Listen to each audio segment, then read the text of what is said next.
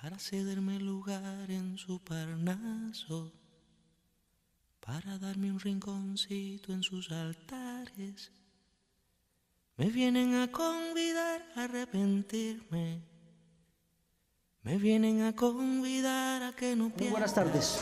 Desde el Complejo Metropolitano de Cúcuta, yo, Tulio Murillo Ávila, prisionero de guerra y político, preso político de las FARC-EP, envío en nombre de los prisioneros de guerra de Colombia un saludo muy especial a nuestro querido Simón Trinidad, Sonia y el camarada Iván Vargas, que están precisamente y que son prisioneros de guerra aquí en Colombia y fueron extraditados a los Estados Unidos. Nuestro mensaje para él. Lo que voy a plantear hoy precisamente es la situación de nuestros prisioneros de guerra. Soy víctima del Estado colombiano por la persecución sistemática para la eliminación física mía y de nuestros camaradas. Víctima de varios atentados, a cuchillo, como se dice popularmente en las cárceles, con envenenamiento de las comidas, con el quitarnos absolutamente el derecho a la salud, a la defensa, la persecución de nuestras familias. Mis familiares han estado presos por el delito de sangre. Soy víctima del Estado, como lo es mi familia, como lo son millones de colombianos en este país. Desde nuestros lugares de reclusión enviamos ese mensaje para que la Comisión de Paz mire, revise, planteen una verdadera salida a la situación crítica que están viviendo nuestros prisioneros. Se me es imposible plantear mi situación, que es complicada, porque es más complicada aún la de más de 12.000 prisioneros en Colombia.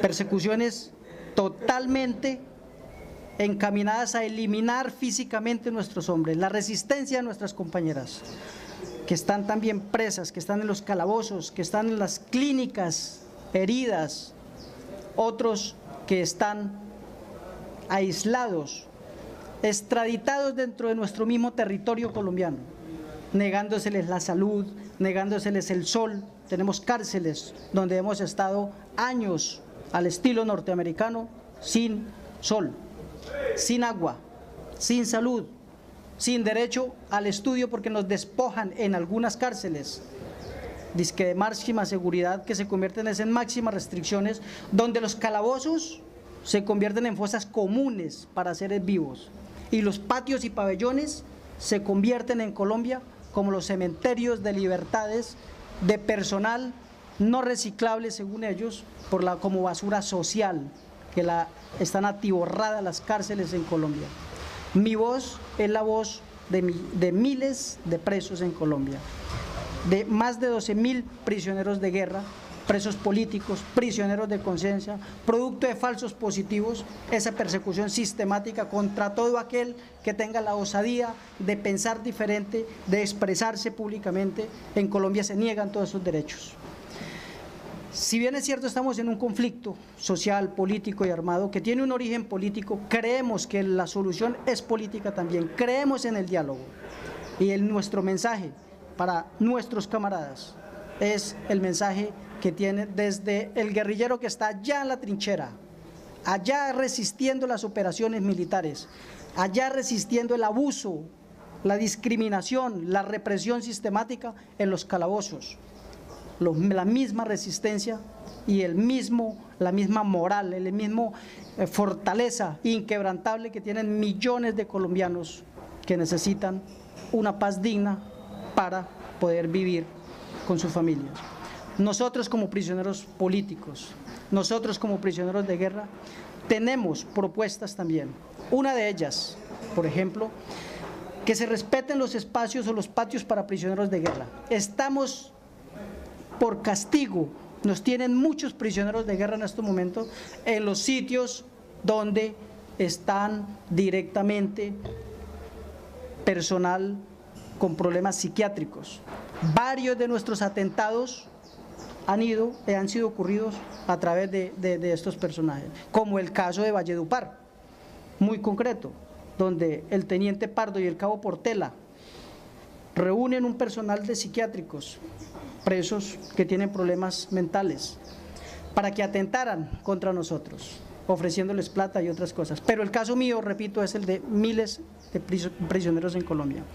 Necesitamos asistencia inmediata. Pedimos a la comunidad nacional e internacional, a las Naciones Unidas, al acompañamiento, a los países que están haciendo el acompañamiento y el respaldo como garantes de este proceso, que visiten las cárceles. Tenemos compañeros invidentes, tenemos compañeros en sillas de ruedas, tenemos compañeros minusválidos, esos que han sido raptados de los hospitales, de las clínicas, de los sitios de convalecencia, y hoy se están muriendo en las cárceles. Eso no puede seguir. El hecho de que estemos y que hayan decidido que el Estado colombiano, a través del presidente de la República, le tema a un diálogo en medio de un cese de fuegos, no quiere decir que nosotros tengamos que seguir viviendo la violación flagrante de nuestros derechos. Es absolutamente inconcebible. Pedimos, solicitamos un acompañamiento, una visita de carácter humanitaria urgente a las cárceles de Colombia, hacinamiento en patios del 450%, vivimos sin agua, no todas las prisiones tienen el mismo drama, pero el régimen sí es el mismo que se está viviendo. Hay partes donde sobrepasan incluso los 15, los 20 días sin recibir una gota de agua, como ocurrió en Valledupar. Tenemos sitios donde no hay sol, no hay agua, no hay absolutamente nada, y si la hay, se nos aplica la tortura seca, esa que nos saca sangre a chorros, esa que deshilacha el alma, que va dirigida a humillarlo, a aplicarle todo lo que desgraciadamente pasa por la mente de unos seres humanos que no tienen el mínimo de sensibilidad humana y social. Entonces, como persecución política, estamos varios amenazados con la extradición para que dobleguemos nuestra resistencia en las cárceles. Nos estamos alzando en estos momentos, precisamente en Colombia, en una desobediencia pacífica. Acabamos de salir de un evento donde más de 70 cárceles participaron. Esto no me lo estoy inventando, basta que alguien venga, conozca, escuche. Es la solicitud que hacemos nosotros. Los prisioneros de guerra de las FARC estamos en pie de lucha como prisioneros políticos junto al Movimiento Nacional Carcelario en la defensa de nuestros derechos y en la defensa de las garantías, porque en Colombia no hay garantías. El Estado Social de Derecho, por ejemplo, que nos da unas supuestas garantías, en Colombia está como decorativo de la Constitución Política Nacional. Por esa misma situación, muchos hemos hecho ruptura jurídica, rechazamos el tipo de justicia. No puede seguir este tipo de justicia, debe ser, tenemos propuestas concretas que las iremos a complementar, documentarlas y pasarlas en las diferentes instancias. Por el momento necesitamos el acompañamiento, concentración de nuestros guerrilleros, de nuestros combatientes en los patios, o sea, así sea por cárceles. Tenemos compañeros recién caídos, heridos, que nos los tienen solos, aislados, no tenemos quien nos los asista. El IMPEC no tiene la capacidad de asistencia. La privatización de las cárceles es un desastre en este momento. Y hay algo muy especial. No tendría lógica que sea el director general del IMPEC, que sea juez y parte de esta situación. Un general, un oficial, un militar o un policía que toda la vida nos hemos enfrentado, ¿sí?, en armas, nos persigue, hoy estamos capturados, y que nos cuide todo lo que ocurre cuando hay eventos militares afuera, cuando hay golpes, hay combates con nuestra organización. Acá se nos cobra venganza política, restringiéndonos a nosotros, ¿sí? Las torturas, las cámaras de tortura de hoy no son las mismas del 80, del 70, ni las que conoce la humanidad en las diferentes guerras del mundo. Las cámaras de tortura de hoy van a destruirle el alma, a deshilachar los sentimientos, a desintegrar la familia, y ese es el problema que tampoco conoce la comunidad internacional. Colombia necesita un nuevo país rediseñado. Quiero reiterar nuevamente, ya para terminar, la necesidad, nuestra petición a la mesa de diálogos. No sé de qué manera, pero que se nombren unas comisiones o un acompañamiento para que vaya directamente a las cárceles, vaya directamente al sitio, a los calabozos, a los sitios de convalecencia donde están nuestros heridos, donde está nuestro personal, y que también pueda escucharlos para que se trate la situación de carácter humanitario. Necesitamos ese acompañamiento. Hoy por hoy tenemos 144 o 143 cárceles y nuestros prisioneros están distribuidos en todo el territorio nacional. Guerrilleros y guerrilleras, prisioneros políticos, personal que está, entre otras cosas, nos piden los civiles que están acusados de rebelión.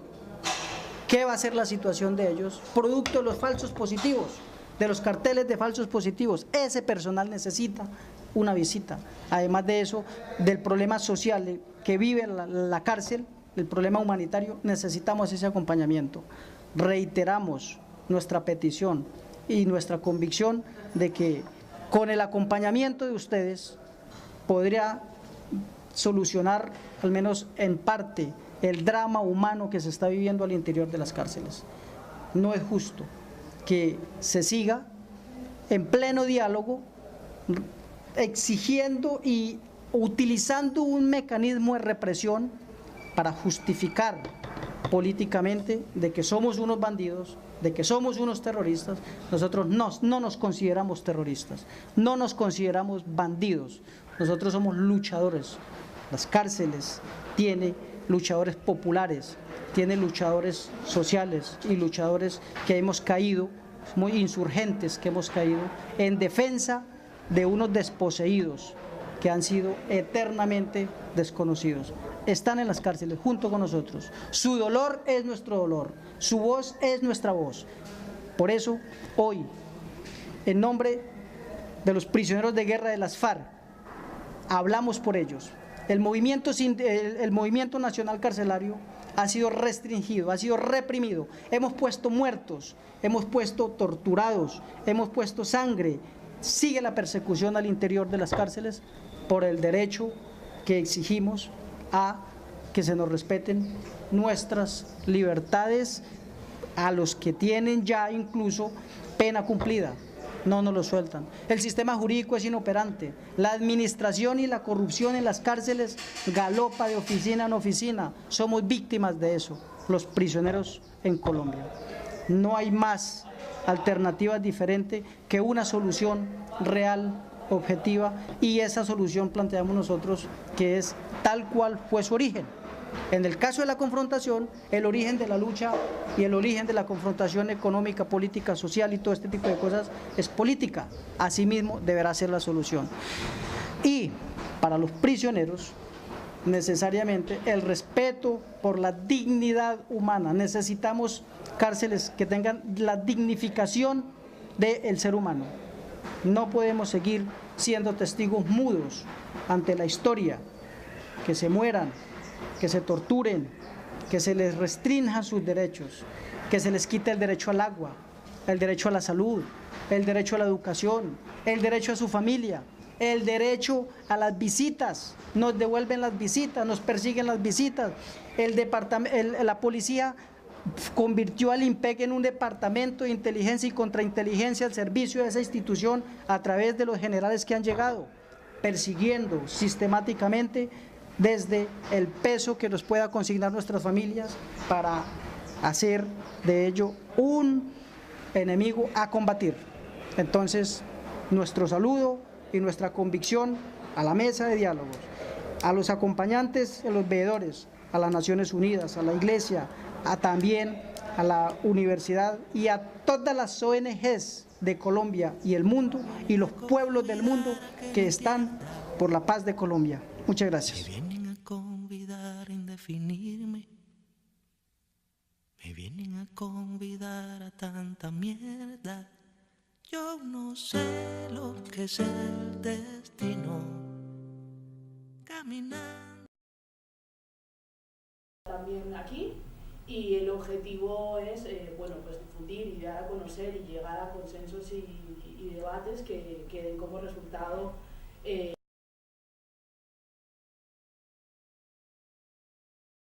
también aprovecha la gira para contarnos y dar a conocer el encuentro internacional que se va a realizar ahora en marzo en Bogotá de Larga Vida a las Mariposas, un encuentro de apoyo nacional e internacional en el que se pretende también visibilizar la crisis humanitaria generalizada en las cárceles en Colombia, las irregularidades jurídicas y todas las violaciones de los derechos humanos que sufren los más de 9.000 presos y presas políticas que tenemos en nuestro país.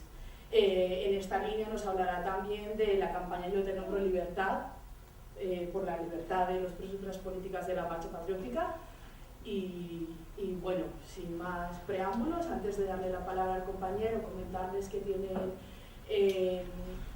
el informe de las conclusiones de la constituyente de exiliados y exiliadas políticas perseguidos por el Estado colombiano, que se realizó aquí en Vizcaya el pasado noviembre. Tienen también el informe de la veeduría del cese unilateral al fuego decretado por las FARC el pasado diciembre, y unas pulseras de la campaña Yo te nombro libertad. Y ya sin más preámbulos le doy la palabra. Muchas gracias. Buenas noches para todos y todas. Gracias por esos pergaminos que me colocaron en la presentación. Realmente soy un humilde luchador social y en eso me he dedicado en función del cambio de una Colombia y en la búsqueda de una Colombia mejor, en paz y con justicia social. Bueno, queríamos como antesala colocarles el video de Tulio Murillo Ávila, porque como ustedes lo escucharon, lo vieron, él expresa, digamos, la problemática en las cárceles, la problemática de las y los prisioneros políticos, en lo que él identifica, como él mismo lo señaló, una tragedia humana.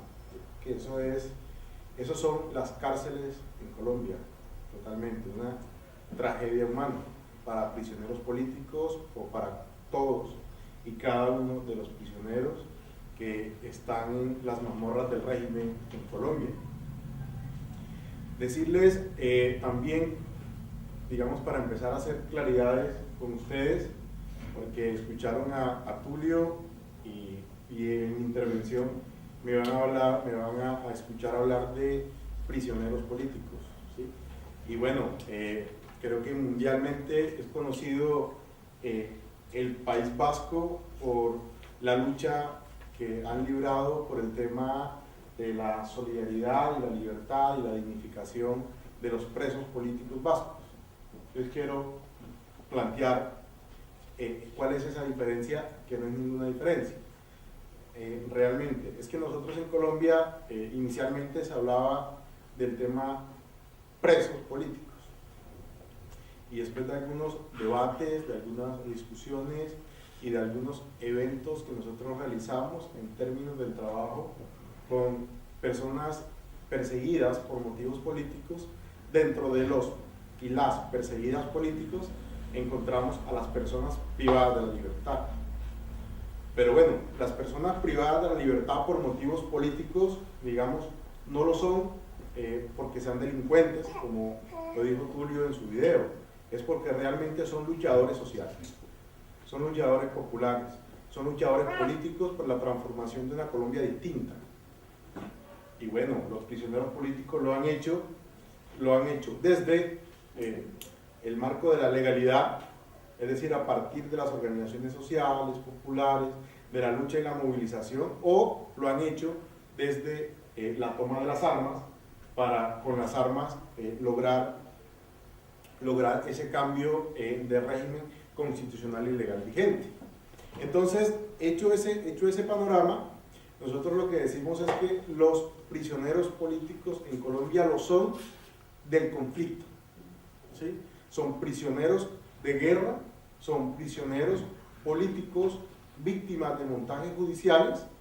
Bueno, los prisioneros de guerra se entienden, víctimas de montajes judiciales son los campesinos y las campesinas que han convivido en las zonas donde las insurgencias en Colombia tienen, digamos, presencia, y como doctrina o como política militar, entonces el Estado colombiano optó por hacer capturas masivas en esos centros poblacionales en función de quitarle el agua al pez, es decir, quitarle el apoyo popular a las insurgencias.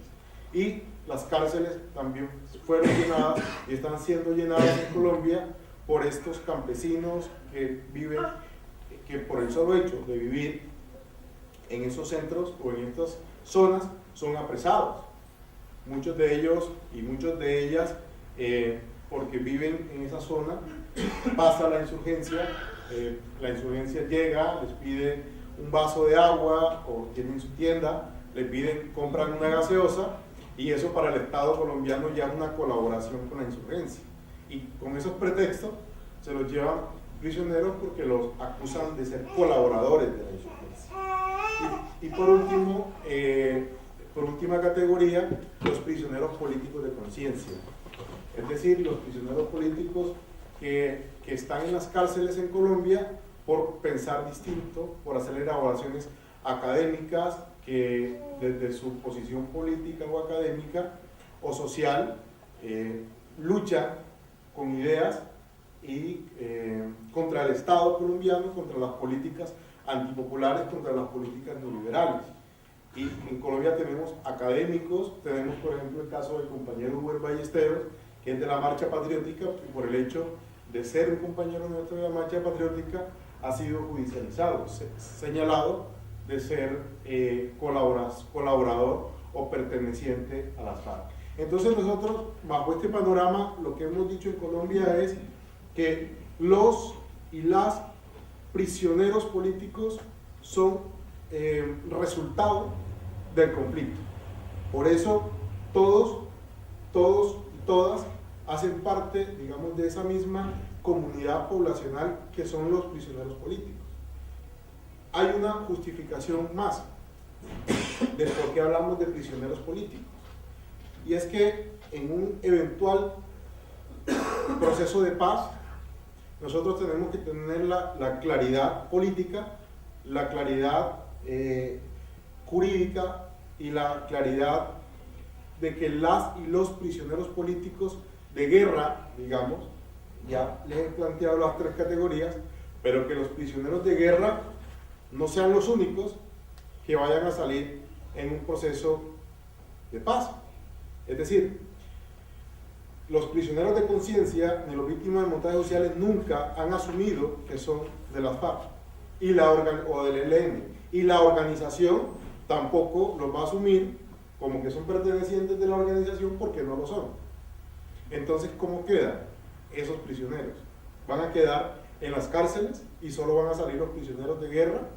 Entonces, por eso la idea es englobarlos a ellos dentro de esa comunidad.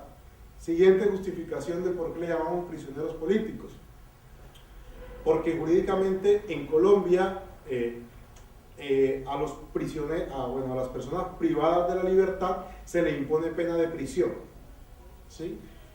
Y como pena de prisión, por eso se le maneja el concepto de prisioneros políticos. Y por último, internacionalmente viene siendo aceptado, digamos, en el marco de toda la legislación internacional, entre los conflictos internos e internacionales, el tema de los prisioneros políticos.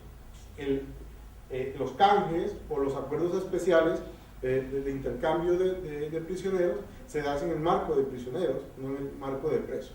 Entonces hemos querido, digamos, darle esta categoría de prisioneros políticos, pero realmente son, digamos, el mismo término que se utiliza, por lo menos aquí, de presos políticos.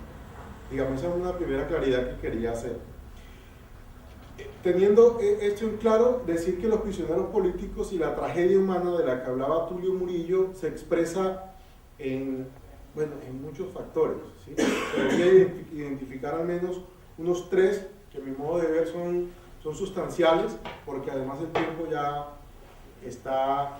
nos está corriendo. Y primero es la tragedia humana, como lo dice Tulio en su intervención. Tragedia humana que parte desde el mismo hacinamiento. En Colombia, las cárceles están construidas para recibir los cupos de 3.000, 2.000 prisioneros, y en muchos casos estas cárceles duplican o triplican ese número. El caso de la cárcel donde se encuentra Tulio es un modelo de eso, o la cárcel modelo de Bogotá está construida para 2.500 personas, hombres, y hay alrededor de 5.700. Ustedes vieron cómo se veían en las imágenes en los pasillos, cómo duermen. Y en Colombia quien tiene la posibilidad de recursos, porque el INPEC es el Instituto Nacional, es el instituto encargado de vigilar las cárceles, se llama INPEC, Instituto Nacional Penitenciario y Carcelario, INPEC. El INPEC es una de las instituciones más corruptas que hay en Colombia, y es una de las instituciones más violadoras de derechos humanos en Colombia, precisamente en los centros de reclusión en Colombia. ¿Corrupta por qué? Porque en las cárceles tiene sus calabozos, digamos, sus divisiones. Pero para que un prisionero pueda estar en una de esos calabozos, digamos, con rejas, con lo que ellos le llaman planchas. Las planchas son las cosas de concreto donde colocan las colchonetas, para que un prisionero pueda acceder a un lugar de estos, que sería, comillas, el más digno para estar en una cárcel. Toca pagar mensualmente. Al prisionero le toca pagar mensualmente entre 1,5 millones y 2 millones, dependiendo si la plancha está arriba o está abajo, o incluso debajo de la misma plancha. Los que no pagan son los que ustedes vieron ahí en el pasillo, ¿sí? Porque en el INPEC todo se paga. Se paga desde la plancha, se paga la colchoneta, se paga el acceso, de todo lo que entra ahí es pagado. Es un negocio que tienen montado. Incluso fíjense que aquí no estoy hablando del tema de prisioneros políticos, estoy hablando de la tragedia humana que es la cárcel. El hacinamiento genera otras situaciones complejas para el tema humano, y es que una epidemia en Colombia, en las cárceles, se propaga de manera impresionante por ese mismo hacinamiento, con una dificultad o con un problema adicional, que en Colombia el sistema carcelario colombiano no tiene o no cuenta con un sistema de salud para la atención de los prisioneros en general. En esa cárcel modelo que les digo, hay para 5.700 prisioneros, hay solo un médico. Hay solo un médico que atiende solo en el día. Los prisioneros que necesitan atención de segundo y tercer nivel tienen que ser sacados de la cárcel, tienen que ser trasladados a hospitales o a centros de atención médica por fuera de las cárceles, porque en las cárceles no hay. Y hay, digamos, una primera situación compleja ahí, que hay internacionalmente aceptado unas reglas mínimas del tratamiento a las personas en situación de reclusión. Y en Colombia no se cumple esto, porque estas normas plantean que debe haber al menos un centro de atención de segundo nivel en las cárceles para poder actuar frente a una eventualidad de salud. Y cuando el prisionero tiene un dolor, tiene un padecimiento de salud, entonces tienen que esperar a que sea el INPEC quien lo traslade. Pero el INPEC, por cuestiones de seguridad, por cuestiones de traslado o de logística, simplemente no los traslada. Entonces, además de las situaciones de salud, tenemos que no tienen la garantía para que lo asistan. El Estado colombiano no presta el servicio de salud. En Colombia la salud, y ahí sí para todo el colombiano en general, la salud ha venido siendo privatizada en lo que en Colombia se llaman las EPS, las empresas prestadoras del servicio de salud. Y para el tema carcelario funciona igual. Es una EPS la que presta el servicio de salud en las cárceles. Y esa EPS, digamos, controla, como para la salud en Colombia no es un servicio público, sino un negocio, porque se convirtió la salud de un servicio público, se convirtió a un servicio. En ese cambio lógico, político o lógico, las EPS, como negocios que son, como capital privado que son, entonces entre menos servicio de salud presten, entre menos medicinas gasten, pues mucho mayor va a ser la rentabilidad que como empresa van a tener. Y esta es una empresa, Caprecom se llama, la que presta el servicio de salud en las cárceles.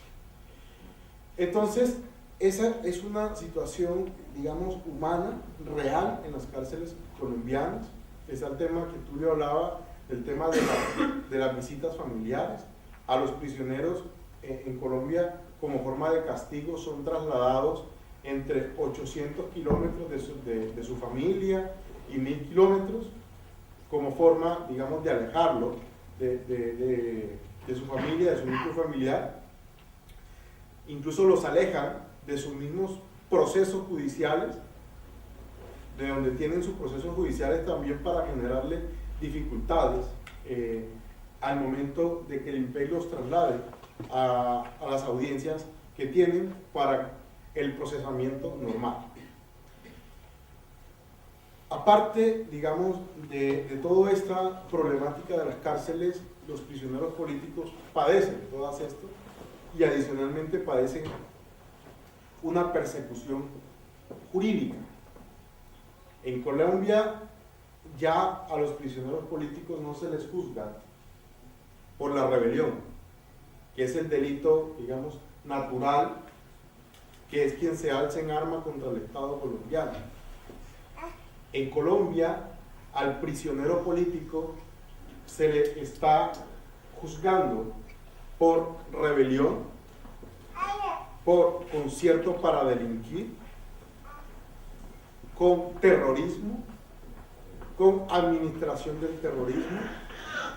En Colombia no hay o no existe la figura de la conexidad de delitos, porque se ha perdido dentro del ordenamiento jurídico. Entonces, al prisionero político se le genera toda esta acusación como forma de hacerle mucho más gravosa la situación jurídica,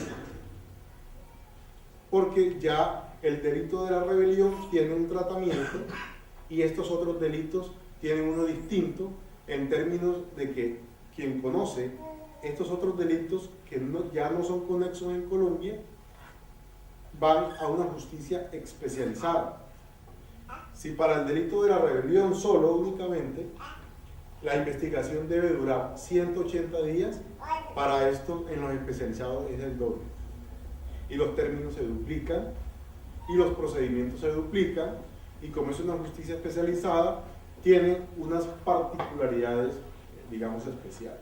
Entonces, jurídicamente, también a los prisioneros políticos se le está aplicando lo que nosotros en Colombia llamamos la aplicación del derecho penal del enemigo, que es utilizar el derecho, es utilizar la justicia como herramienta de guerra contra la oposición política, la herramienta de guerra contra los prisioneros de guerra. Porque en Colombia lo que se quiere es, digamos, desmoralizar a las personas que son privadas y judicializadas para generar en ellas una desmovilización de su lucha. En el caso de los prisioneros de guerra, digamos, la intención es aplicarles unas penas perpetuas de facto. Les decía que Tulio tiene 3 condenas, cada una de 40 y 50 años, y Tulio jamás va a salir de la cárcel. Eso es una cadena perpetua de facto. La ley colombiana plantea, y la Constitución plantea, que no habrá cadena perpetua, y además plantea que en Colombia la pena superior será 40 años, pero ha venido teniendo un tránsito legislativo menos garantista la juridicidad colombiana, y hoy día la pena superior ya no son 40, sino que son 60 años. Entonces una persona, un prisionero político, que bajo un mismo proceso se le abran 3 procesos distintos y sean en cada uno sancionados a 60 años, tendría que estar purgando 160 años, que como todos sabemos nadie tendría esa posibilidad. Entonces digamos, todas estas son situaciones que vienen generando una dificultad en las y los prisioneros políticos, que suman ya más de 9.500. En el tema de la marcha patriótica, de manera concreta, los prisioneros políticos desde nuestro nacimiento a la actualidad tenemos más de 310 prisioneros políticos en las cárceles de diferentes regiones, de la dirección de la Junta Patriótica. Uber, por ejemplo, que les habían venido señalando, Uber es de la dirección de la marcha patriótica. Uber Ballestero es de la dirección de la Federación Unitaria de Trabajadores del Campo en Colombia, FENSUAGE. Pero además Uber es de la dirección de la Central Unitaria de Trabajadores más grande que tiene Colombia, la CUT. Y además es vocero agrario en el marco del paro, que fue cuando lo detuvieron, lo capturaron. Porque el gobierno, como forma de acabar en paro, generó la captura de Uber para lograr la desmoralización y la atemorización de la demás gente que estaba en la movilización del paro agrario. Afortunadamente eso no tuvo ese impacto. Creo que el presidente Santos hizo al menos 2 malos cálculos. Uno primero fue con Uber, y el segundo cálculo errado fue el decir que el tal paro agrario no existía, porque cuando él sale a decir, mediante los medios de comunicación, que el tal paro agrario no existía, la policía se va contra los manifestantes en las carreteras, pero al mismo tiempo se movilizó toda la población de los centros urbanos a hacer manifestaciones y a decir que el paro sí existía, y a exigir que el Estado le cumpliera a los campesinos, indígenas y afros que estaban en la movilización social. Entonces, el caso de Uber, digamos, es un caso emblemático para la marcha patriótica de nuestros prisioneros. O incluso hoy día, que estoy en la coordinación de la Comisión Internacional, porque antes estaba en la Comisión de Derechos Humanos, como defensor de derechos humanos y defensor de prisioneros políticos. Allí estaba yo ubicado en mi tarea de defender derechos humanos. Pero quien estaba de responsable de la Comisión Internacional, que es el compañero Francisco Tolosa, también el año pasado fue judicializado. Entonces en la marcha patriótica hicimos, desde la Junta me pidieron que asumiera la tarea de la Comisión Internacional, y por eso, digamos, estoy en la actualidad cumpliendo esa labor. Pero el punto central, compañeros y compañeras, es el tema de la persecución, es el tema de la falta de garantías políticas para el ejercicio político en Colombia. Nosotros, como Movimiento Político Social Marcha Patriótica, no contamos con esas garantías. Contamos, por ejemplo, las cifras son las siguientes. Tenemos 300 15 prisioneros políticos en diferentes partes del país. Tenemos 5 compañeros desaparecidos y el Estado no ha dado cuenta de qué ha sucedido con ellos. Tenemos en la actualidad 65 compañeros y compañeras asesinados desde el lanzamiento de la marcha patriótica al día de hoy. Las amenazas son constantes. Le decía a un compañero periodista esta mañana que incluso nos hemos un poco deshumanizado nosotros mismos con nosotros mismos por ese tema de las amenazas, porque ya son tan seguidas, tan constantes, que ya a veces ni le prestamos atención.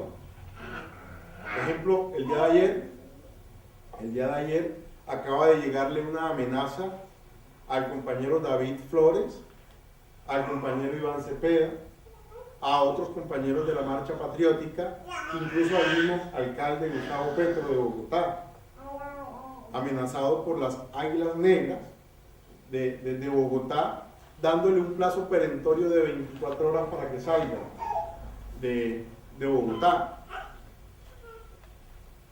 Igual nuestra compañera Piedad Córdoba,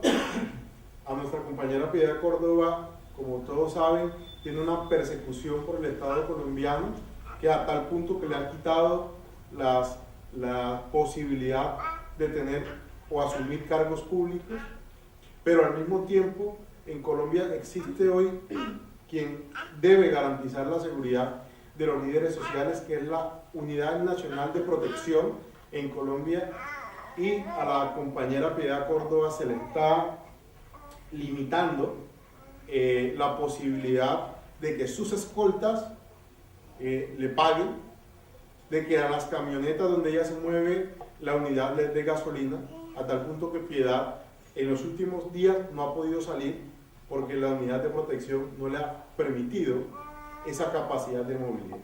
Entonces, digamos, no quiero ahondar en detalles, pero el punto es el tema de la falta de garantías, ¿sí?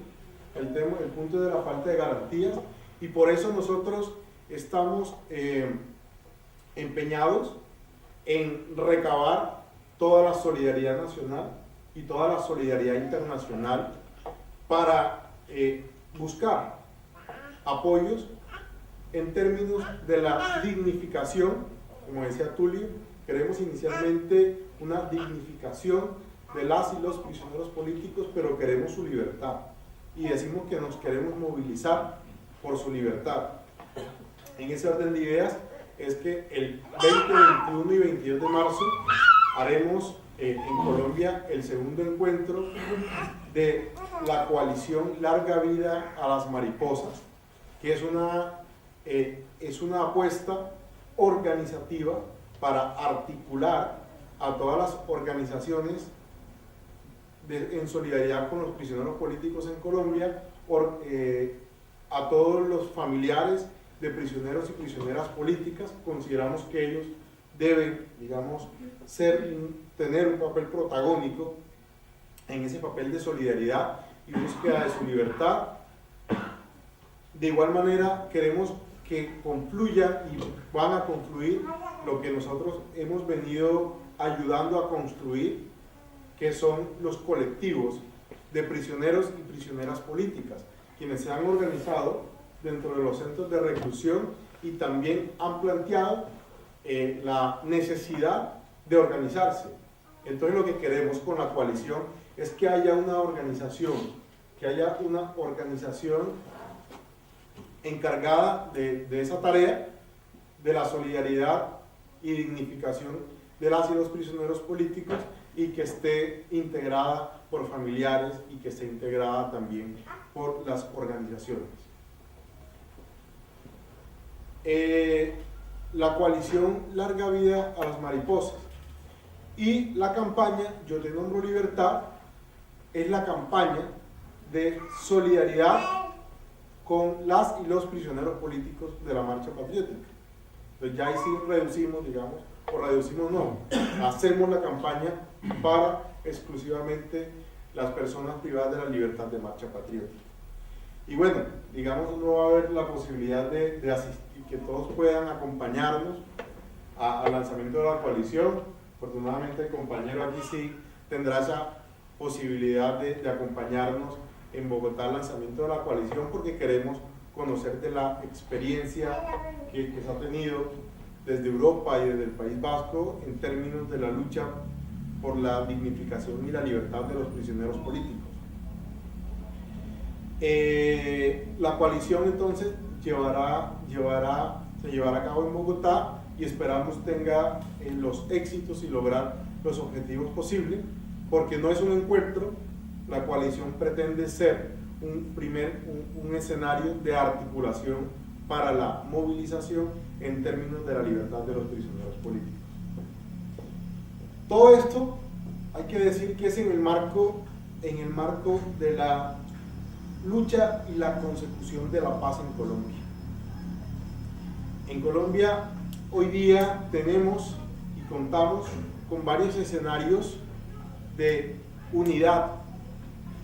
Un primer escenario de unidad del movimiento popular social en Colombia es la cumbre agraria, étnica y popular, que es precisamente el resultado de ese paro de donde Uber salió judicializado. Ese paro trajo consigo la instalación en Colombia de una mesa de concertación con el gobierno. Y es un paro que logró articular a campesinos, indígenas, afrocolombianos y, como les dije anteriormente, al proceso urbano en Colombia en términos de la exigencia por la tierra, el territorio y la territorialidad. Pero ese paro además nos logró juntar a la marcha patriótica, nos logró juntar al Congreso de los Pueblos, nos logró juntar con la UNI, nos logró juntar con PCN y nos logró juntar con otros procesos agrarios en Colombia. Y desde ese proceso de unidad social venimos realizando un proceso de articulación importante, a tal punto de llegar hoy día a encontrarnos con una apuesta unitaria y estratégica más grande. ¿Cuál es? Lo que se conoce en Colombia como el Frente Amplio por la Democracia y la Paz con Justicia Social. Este Frente Amplio, donde estamos y confluimos los que estamos también en la cumbre, pero hay otros procesos políticos como el Polo Democrático, el Partido Verde, el Partido Comunista, la UP, los progresistas y algunos otros movimientos sociales y populares en Colombia. Y nos hemos juntado y hemos sacado una reflexión. Primero, está claro que en Colombia un solo movimiento, un solo partido, individualmente considerado, no va a poder tener la correlación de fuerzas necesaria para poder realizar algunos cambios importantes para Colombia. Es decir, en Colombia se necesita la unidad como proceso estratégico para el ascenso al poder o al gobierno. Y eso es el Frente Amplio. Entonces hemos dicho que el Frente Amplio va por la paz, por la democracia y por la paz, no cualquier paz, es por la paz con justicia social. En ese orden de ideas venimos trabajando en la consolidación de ese proceso unitario. Y en ese orden de ideas es que la FARC-EP el año pasado, en diciembre, el 20 de diciembre, cuando hace el anuncio del cese unilateral al fuego, solicita que ese cese sea verificado o se le haga seguimiento a ese cese. Y le pide a UNASUR, le pide al CICR o le pide al Frente Amplio que alguna de estas instituciones asuma el seguimiento y la verificación. Y como ninguna de las anteriores tuvo un resultado positivo o una afirmación positiva a ese seguimiento, el Frente Amplio se comprometió en hacer el seguimiento como población, como sociedad civil, a hacer esa verificación. Y es así que hemos definido que cada mes cada 20 de cada mes, vamos a lanzar un informe. Y el primer informe se lanzó a la opinión pública, al país y al mundo, el 20 de enero, en el cual el informe, después de hacer un paneo nacional en las regiones, el informe da como resultado el cumplimiento del 100% por parte de la FARC-EP del cese unilateral del fuego.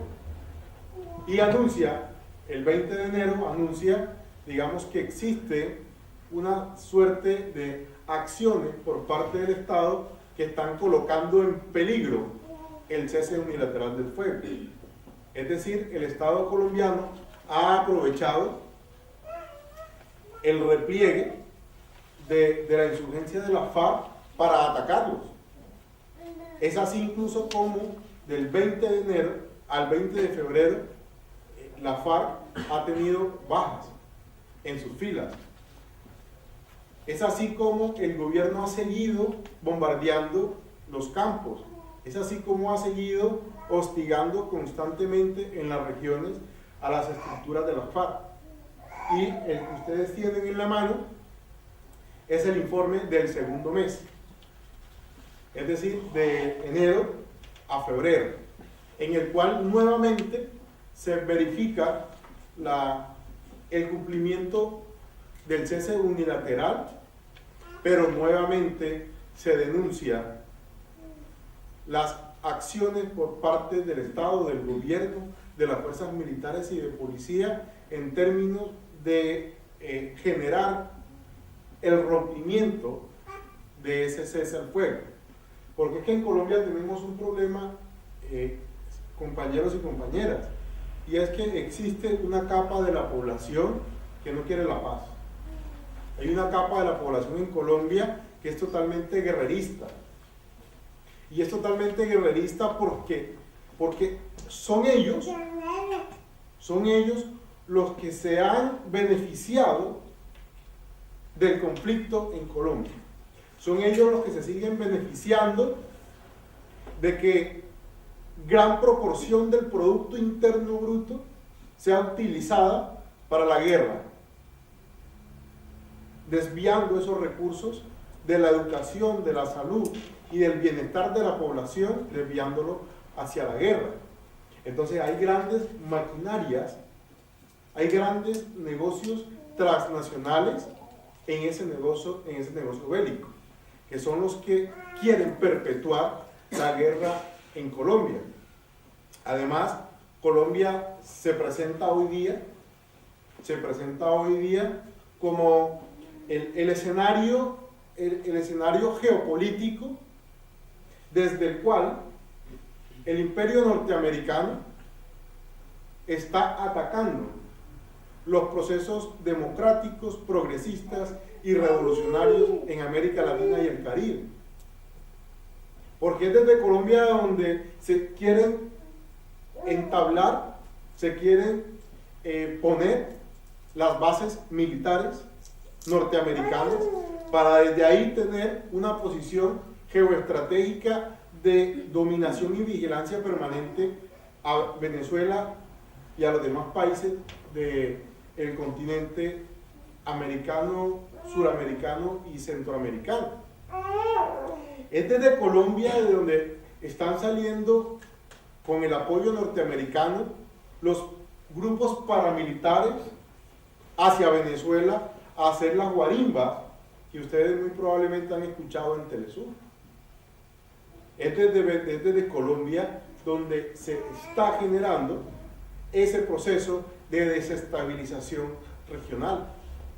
Por eso, en algunos escenarios internacionales, nosotros hemos acordado escenarios como el Foro de Sao Paulo, escenarios como Movimientos Sociales hacia el ALBA, escenarios como la ELAP. Nos hemos comprometido en luchar y resistirnos frente a esa renovación conservadora. Y nos hemos comprometido a luchar por la paz de Colombia. Y hoy día tenemos el consenso suramericano y del Caribe en términos de la consigna de que la paz de Colombia es la paz del continente. Porque una vez en Colombia logremos un proceso de paz, logremos un proceso de estabilización, logremos un proceso democrático, logremos un proceso progresista, estaremos siendo un bloque mundial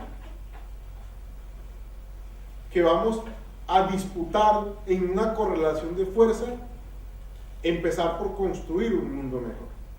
Porque es que hoy día incluso la lucha mundial tenemos que darla, porque es que el régimen neoliberal está devastando el mundo. Está devastando el mundo, está devastando la biodiversidad. En Colombia está devastando el agua, está devastando los campos. Ese extractivismo absurdo para la acumulación de capital, digamos, está generando que los campos en Colombia y los campos en todo nuestro territorio nacional esté desapareciendo la biodiversidad, estén matando el suelo, estén matando el agua y por ende están matando a la población. Entonces todo esto, compañeros y compañeras, va a ser producto, va a ser posible si y solo si tenemos un proceso de paz en Colombia. Y quería hacer un poco mi intervención a lo contrario, ¿sí? El por qué es importante la consecución de la paz en Colombia.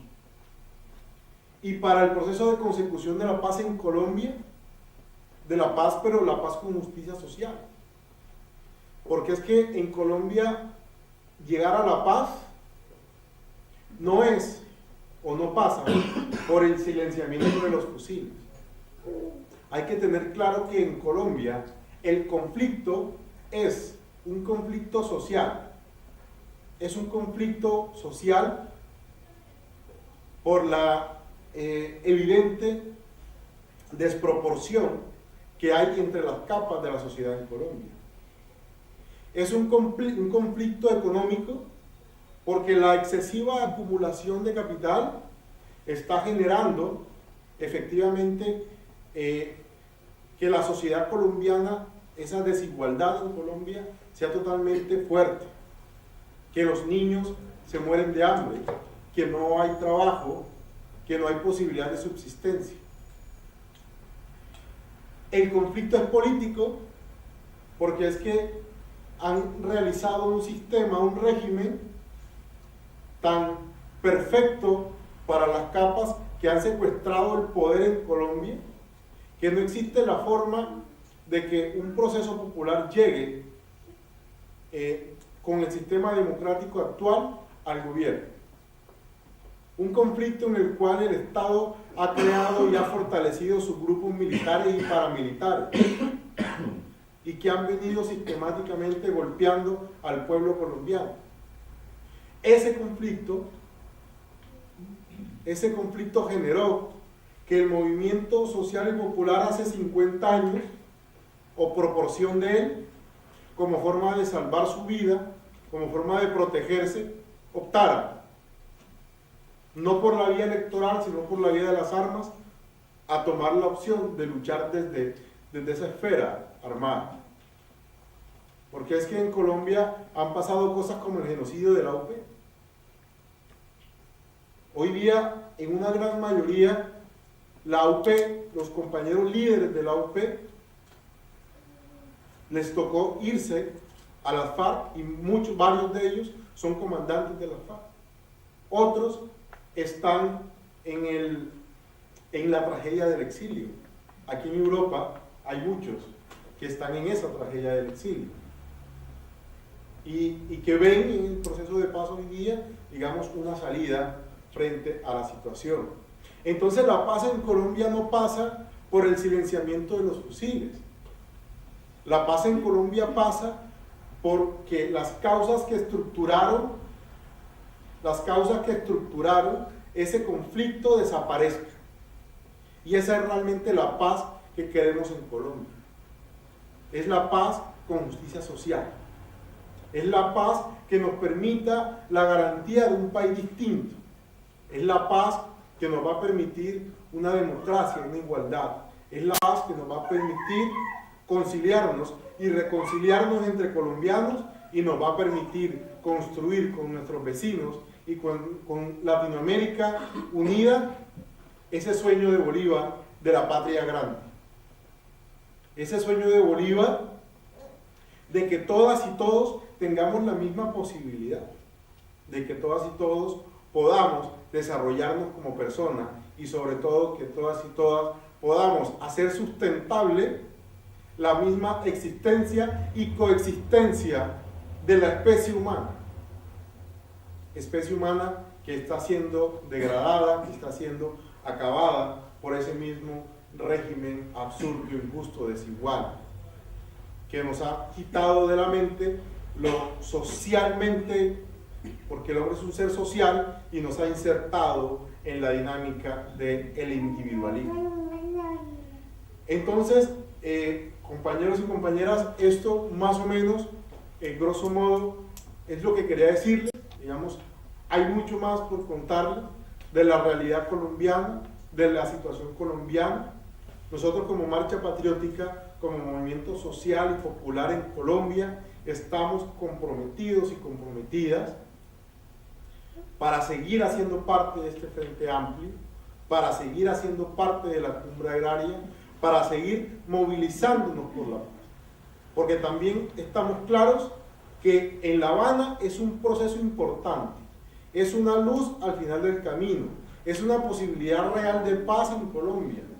Se está debatiendo para la paz en Colombia. Pero efectivamente ninguna revolución ni ningún cambio se ha dado en esa negociación. Por eso para nosotros es importante la movilización social, porque a partir de la movilización social crearemos realmente la correlación de fuerzas necesaria para transformar a Colombia, para que desaparezcan efectivamente esas causas que estructuraron ese conflicto que hoy día nos tiene a una Colombia desangrada, nos tiene en una Colombia torturada, nos tiene en una Colombia sumida en la pobreza, nos tiene en una Colombia sin soberanía. Y es desde el movimiento y desde la movilización social que queremos lograr eso. Por eso vamos el 9 de abril a hacer una movilización nacional, porque queremos desde el pueblo empezar a retomar la bandera de la paz. Porque hoy día funge Santos, el presidente Santos, como el abanderado de la paz, cuando él históricamente lo que ha sido es el abanderado de la guerra. Y nosotros, como pueblo, como movilización y como marcha patriótica, queremos trabajarle a la paz, queremos apostarle a la paz, queremos juntar las rebeldías, queremos un mundo nuevo, queremos una nueva Colombia, y todo esto lo vamos a hacer con movilización social, pero lo vamos a hacer también con la ternura de los pueblos, que es la que ustedes nos brindan a nosotros, el proceso colombiano. Muchas gracias, compañeros.